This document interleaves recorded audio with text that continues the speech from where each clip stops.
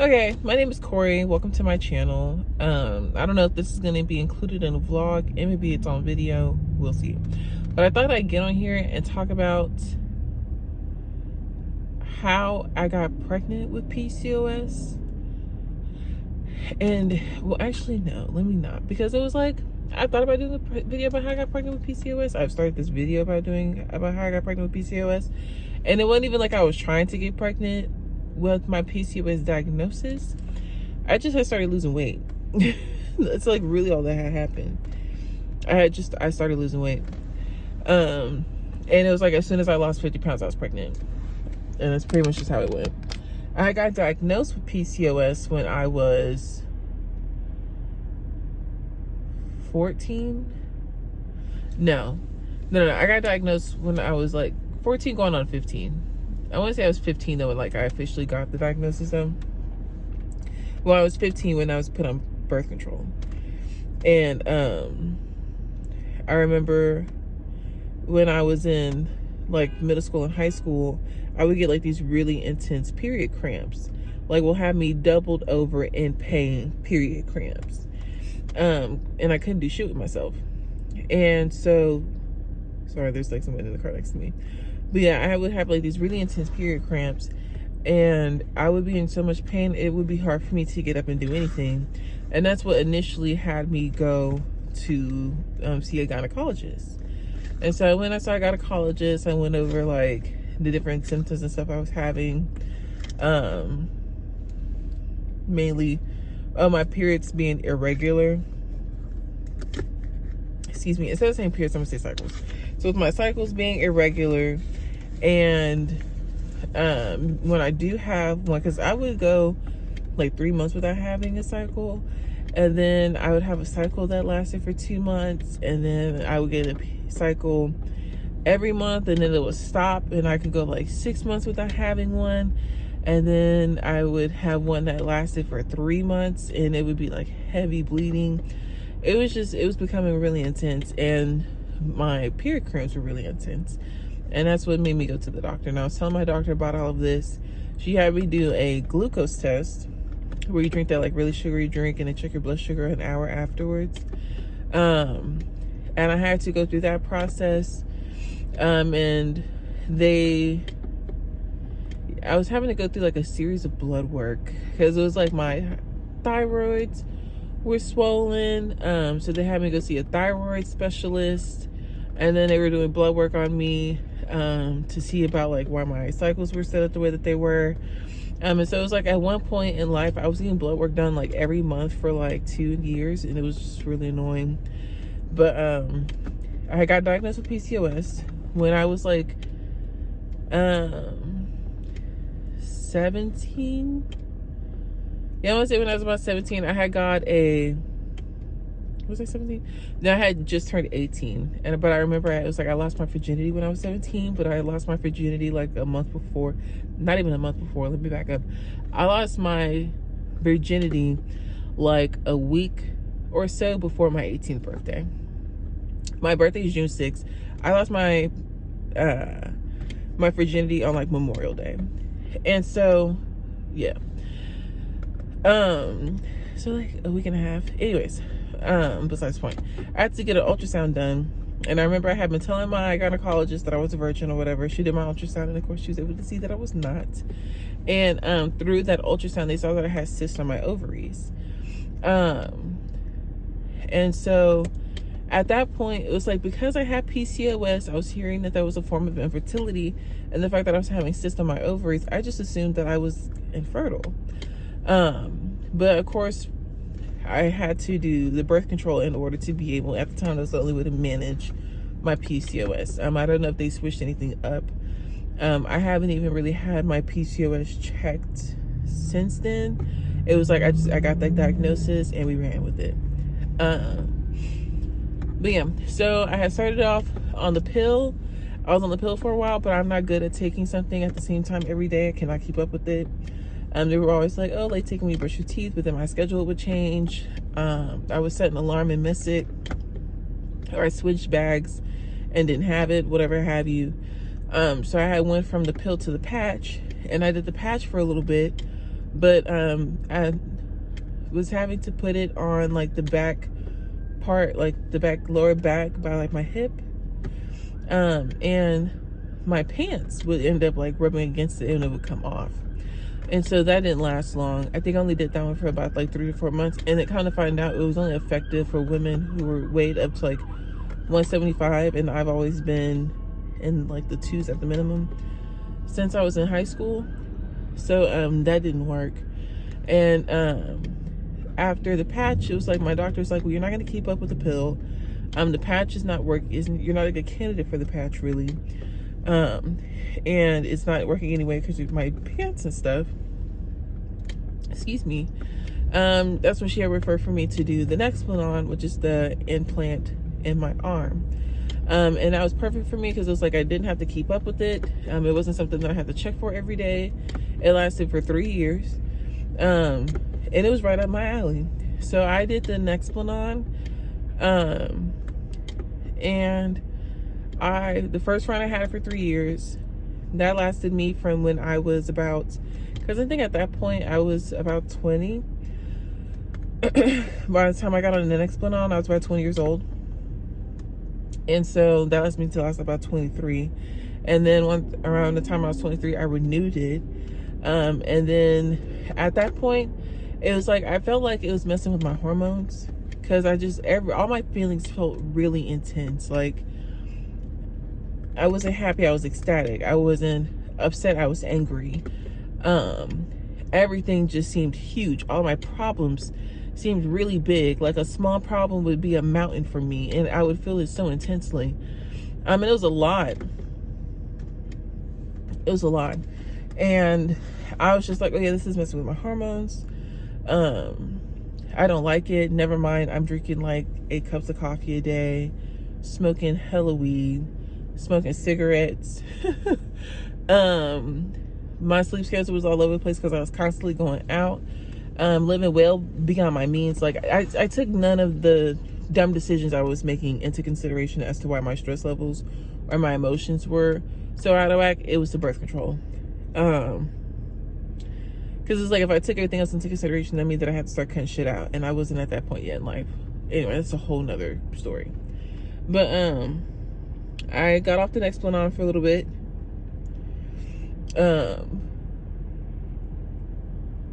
23. I'm trying to think of like the year and the time that I was like what year was I 23 to like line it up, because it was like I went through a period of time of not talking to anybody. I was celibate, and so me not being on birth control at the time was fine.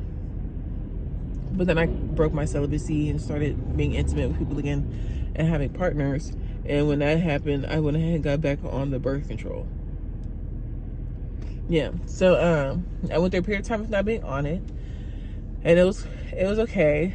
Then I started being intimate again and had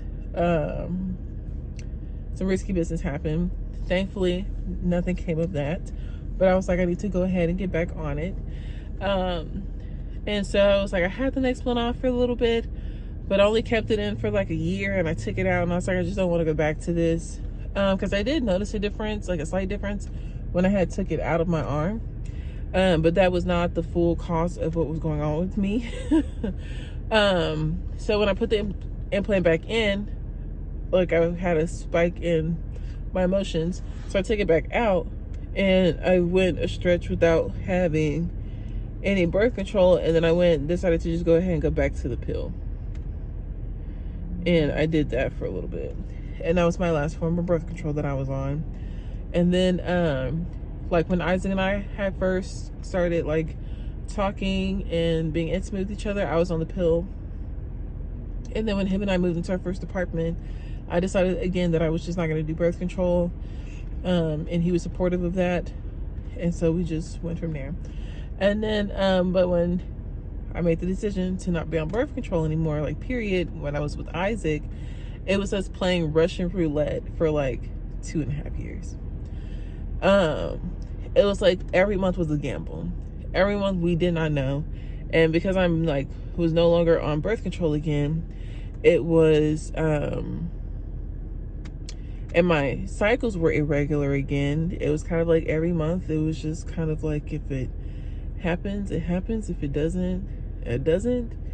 And I would have times where like my period was like a week late, 2 weeks late. And then I would finally break down to go get a test. And I take the test to be negative, and like that night or the next day, within like 48 hours, my period would start. My cycle would start. And that would be that. And it was like, I would take a pregnancy test, and even though like it didn't make sense for me to be pregnant at that point in time, Isaac and I were doing nothing to prevent it. And it was like, I would see the negative test and it would still be kind of disappointing. And which was like a weird thing to grasp. It was like, girl, you know you don't need to be pregnant right now, but I would still be sad about it. And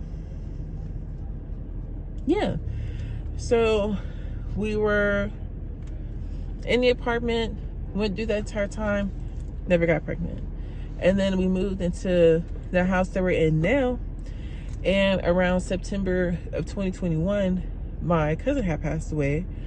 And it was like from complications of diabetes. And so I went through like that grieving process, and it was a lot. And at that point, it was like the heaviest I had ever been. And I had, during like the grieving process, whatever,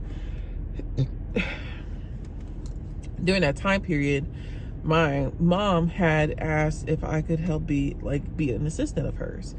And so I could essentially, she was like, you can take this opportunity to start like a virtual assistant company. And then I could hire the virtual assistant company. And you have an opportunity to start your own business. I was like, okay, perfect. So I ended up doing that. And that's when Viva Assist came into formation. And it was like my ultimate goal was to like grow that to where I can like solely live off that, and then be able to actually grow it into like a bigger business and be able to hire on more agents to be VAs. And so I got another job opportunity that I had decided to take. And when I had took that job opportunity, I ended up leaving the spa that I had worked at for a few years, a couple of years. By the time I had left that company, I had been there for just almost 3 years. I think I was like a month away from being there for 3 years. No, I was like 2 months away from being there for 3 years. And the job that I had left it for did not work out at all. And when that happened, it was like I was solely working for myself. And I had decided to start getting my life together. But in the midst of that, I had to make some changes. Like financially, I had to cut a few things out because my income had got cut significantly. And so one of the things I had to cut out was my gym membership. And it's like when you cancel, you have until you have like the rest of that billing with period, like you have to pay your last month's, and then you have that entire month to use it, and then once it ends, your membership is done. So it was like, that was in July of 2022. And so I was like, okay, so I have this gym membership that it's canceled now. I hadn't even really been using it anyway. And so I was like, I had made it my goal to just go every day. Every day I went.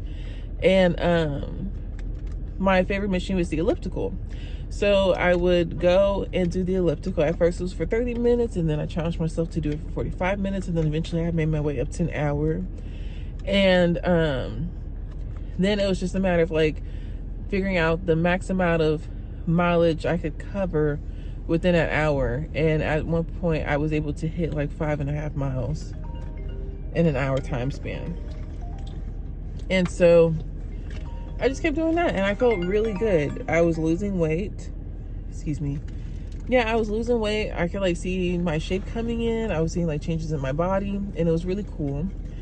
I'm gonna have to go check my clothes here in a second. But yeah, it was like really nice. I was able to see changes in my body. I was feeling more confident. My body was coming together, and it was really nice. And I stayed consistent with it. And I had even switched up like my eating habits. I switched up the way I drank. I was no longer doing like really sugary drinks anymore. I wasn't drinking as excessively. excuse me, my, I think it's my lashes. But yeah, I just switched it up. Like, instead of going out, at one point I was going to go get a daiquiri multiple times a fucking week. And instead of doing that, I would go get lunch with my friend Kennedy once a week and have 1 vodka and pineapple juice or 2 vodka and pineapple juices. And that's all I drank for the week. Changes like that. And I had started losing weight. And I had told Isaac, I was like, something in my body was like, once I hit this weight number, I was like, I'm probably gonna get pregnant. And we were just like, we'll cross that bridge when we get there. So November came around, November of 2020, and my friend Kennedy and I decided to go on a trip to California. And I was in California for about damn near 6 days. I like got home at 1 a.m. that Tuesday morning. And when I got home, sorry, it was like the call that I missed left me a voicemail. But anyways, but when I got home, it was a hell of a lot of I miss you sex. A lot of it. And I had also to hit my goal weight. At that time, I had lost 50 pounds. And we were in the thick of planning a wedding. At this point, it was like we were a month away from the wedding. And it was just a lot of love in the air because I was gone for damn near a week. And December 17th, let me pull it up.